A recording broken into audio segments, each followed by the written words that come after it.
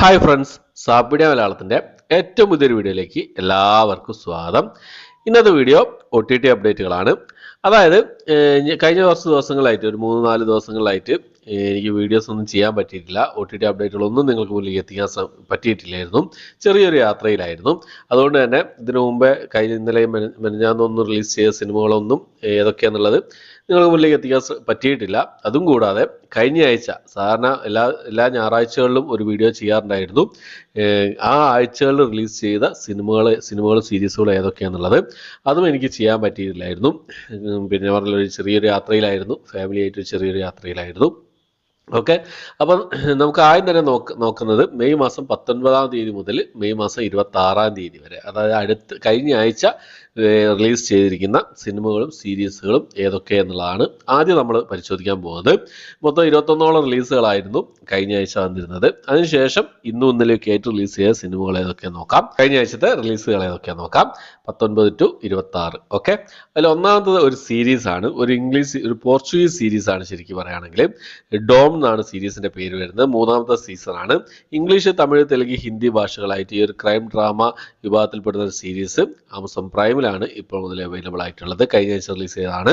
അടുത്തൊരു crime drama thriller വിഭാഗത്തിൽപ്പെടുന്ന തമിഴ് മൂവിയാണ്. വല്ലവൻ ഭഗവത്തട എന്നാണ് സിനിമയുടെ പേര് വരുന്നത്. ആഹാ തമിഴ് വഴിയാണ് ഈ ഒരു സിനിമ തമിഴ് ഭാഷയിൽ മാത്രമായിട്ട് റിലീസ് ചെയ്തിട്ടുള്ളത്. അടുത്തൊരു കോമഡി ഡ്രാമ ത്രില്ലർ വിഭാഗത്തിൽപ്പെടുന്ന ഒരു ഹിന്ദി മൂവിയാണ്. ക്രൂ എന്നാണ് സിനിമയുടെ പേര് വരുന്നത്. കരീന കപൂർ, കൃതി സനോൺ, തബു എന്നിവരൊക്കെ പ്രധാന വേഷം കൈകാര്യം സിനിമയായിരുന്നു. തിയേറ്ററിൽ നല്ലൊരു വിജയം കരസ്ഥമാക്കിയ സിനിമയാണ്. നെറ്റ്ഫ്ലിക്സിലാണ് ഈ ഒരു സിനിമ ഹിന്ദി ഭാഷയിൽ മാത്രമായിട്ട് റിലീസ് ചെയ്തിട്ടുള്ളത്. അടുത്ത മലയാള സിനിമയാണ്. നമ്മുടെ ഉണ്ണി മുകുന്ദനും മഹിമ നമ്പ്യാരൊക്കെ പ്രധാന വേഷം കൈകാര്യ ഡ്രാമ ത്രില്ലർ വിഭാഗത്തിൽപ്പെടുന്ന സിനിമയായിരുന്നു ജയ് ഗണേഷ് എന്ന് പറഞ്ഞ സിനിമ. മനോരമ മാക്സിൽ അതുപോലെ തന്നെ സിംപ്ലി സൗത്തിൽ ഈ 2 OTT പ്ലാറ്റ്ഫോമിലായിട്ടാണ് ഈ ഒരു സിനിമ റിലീസ് ചെയ്തിട്ടുള്ളത്. അടുത്തൊരു ഇംഗ്ലീഷ് മൂവിയാണ്. ഒരു സയൻസ് ഫിക്ഷൻ ആക്ഷൻ വിഭാഗത്തിൽപ്പെടുന്ന സിനിമയാണ് അറ്റ്ലസ് എന്ന് പറഞ്ഞ സിനിമ. ജെനിഫർ ലോപ്പസ് പ്രധാന വേഷം കൈകാര്യ സിനിമയായിരുന്നു. ഇംഗ്ലീഷ് ഭാഷ കൂടാതെ തമിഴ്, തെലുങ്ക്, ഹിന്ദി ഭാഷകളായിട്ട് നെറ്റ്ഫ്ലിക്സിലാണ് ഈ ഒരു സിനിമ റിലീസ് ചെയ്തിട്ടുള്ളത്. ഈ സിനിമ ഏകദേശം പകുതിയോളം ഞാൻ കണ്ടിട്ടുണ്ട്.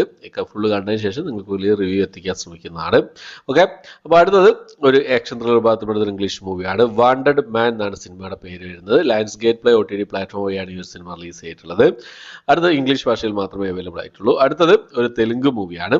കലിയുഗം പട്ടണംലോ എന്നാണ് സിനിമയുടെ പേര് വരുന്നത്. ഒരു ഡ്രാമ വിഭാഗത്തിൽപ്പെടുന്ന ഒരു തെലുങ്ക് മൂവിയാണ്. ആമസോൺ പ്രൈമിൽ ഈ ഒരു സിനിമ തെലുങ്ക് ഭാഷയിൽ മാത്രമായിട്ടാണ് റിലീസ് ചെയ്തിട്ടുള്ളത്.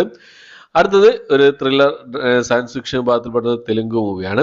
ആരംഭം എന്നാണ് സിനിമയുടെ പേര് വരുന്നത്. ATV വിൻ വഴിയാണ് ഈ സിനിമ റിലീസ് ചെയ്തിട്ടുള്ളത്. അടുത്തത് പ്രസന്ന വദനം എന്ന് പറഞ്ഞൊരു ആക്ഷൻ ത്രില്ലർ വിഭാഗത്തിൽപ്പെട്ട തെലുങ്ക് മൂവിയാണ്. ആഹാ തെലുങ്ക് വഴി ഈ സിനിമ തെലുങ്ക് ഭാഷയിൽ മാത്രമായിട്ട് ഇപ്പോൾ മുതൽ അവൈലബിൾ ആണ്.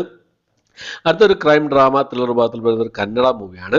ശഖഹാരി എന്നാണ് സിനിമയുടെ പേര് വരുന്നത്. കന്നഡ ഭാഷയിൽ മാത്രമായിട്ടാണ് ഈ ഒരു സിനിമ ആമസോൺ പ്രൈമിൽ റിലീസ് ചെയ്തിട്ടുള്ളത്. അടുത്ത് വിശാലിന്റെ ഒരു ആക്ഷൻ മൂവിയായിരുന്നു രത്നം എന്ന് പറഞ്ഞ സിനിമ. ഈ ഒരു സിനിമ ആമസോൺ പ്രൈം വഴി തമിഴിലും തെലുങ്കിലും ഈ 2 ഭാഷകളായിട്ടാണ് റിലീസ് ചെയ്തിട്ടുള്ളത്. ആമസോൺ പ്രൈമിലാണ് അവൈലബിൾ ആയിട്ടുള്ളത്. അടുത്തത് മലയാളത്തിലുള്ളൊരു സിനിമയായിരുന്നു. ദിലീഷ് പാത്രം പ്രധാന വേഷം കൈകാരിച്ച ഓ ബേബി ആണ് സിനിമ. ഈ സിനിമ കഴിഞ്ഞ ആഴ്ച OTT റിലീസ് ചെയ്തതാണ് ആമസോൺ പ്രൈമിൽ. ഇന്ത്യക്ക് പുറത്തായിരുന്നു കഴിഞ്ഞ ആഴ്ച റിലീസ് ചെയ്തിരുന്നത്. ഇപ്പോൾ ഇന്ത്യയിൽ ഈ സിനിമ അവൈലബിൾ ആണ്. അടുത്തത് ഒരു ഹിന്ദി മൂവിയാണ്. മൈദാൻ എന്നാണ് സിനിമയുടെ പേര് വരുന്നത്. ഹിന്ദി ഡ്രാമ വിഭാഗത്തിൽപ്പെട്ട സിനിമയാണ്. അജയ് ദേവ്ഗൺ പ്രധാന വേഷം കൈകാര്യം സിനിമയായിരുന്നു. തിയേറ്ററിൽ പരാജയം നേരിട്ട സിനിമയാണ്. ആമസോൺ പ്രൈമിൽ ഈ ഒരു സിനിമ ഇപ്പോൾ മുതൽ അവൈലബിൾ ആണ്. അടുത്തൊരു കന്നഡ മൂവിയാണ്. ഗരുഡ പുരാണ എന്നാണ് സിനിമയുടെ പേര് വരുന്നത്.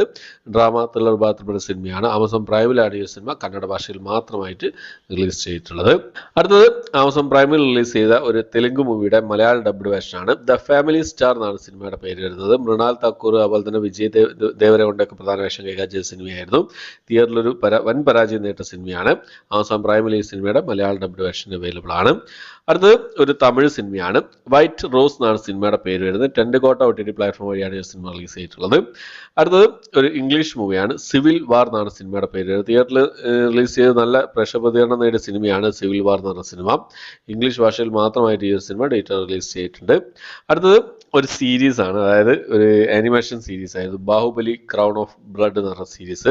ഈ സീരീസിന്റെ 3ാമത്തെ എപ്പിസോഡ് റിലീസ് ചെയ്തിട്ടുണ്ട് കഴിഞ്ഞ ആഴ്ച. 4ാമത്തെ എപ്പിസോഡ് അടുത്ത ഈ ആഴ്ച റിലീസ് ചെയ്യുന്നതാണ്.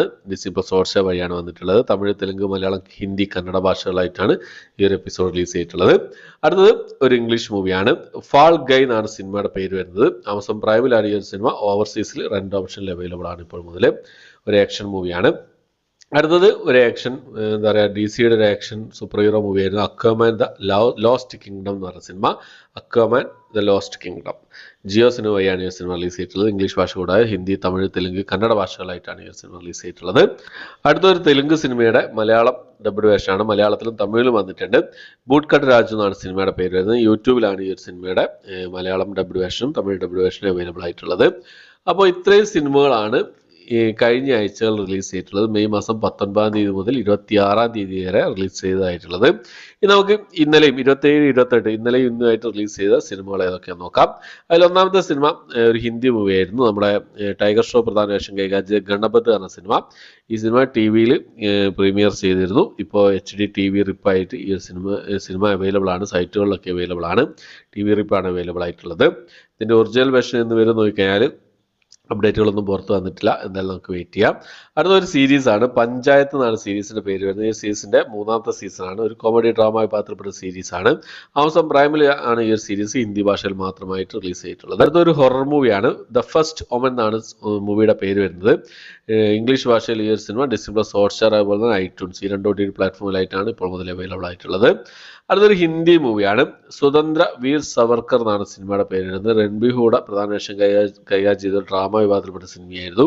ഈ ഒരു സിനിമ ഹിന്ദി ഭാഷയിലും മറാഠി ഭാഷയിലായിട്ട് C5-ലായിട്ടാണ് ഇപ്പോൾ മുതൽ അവൈലബിൾ ആയിട്ടുള്ളത്.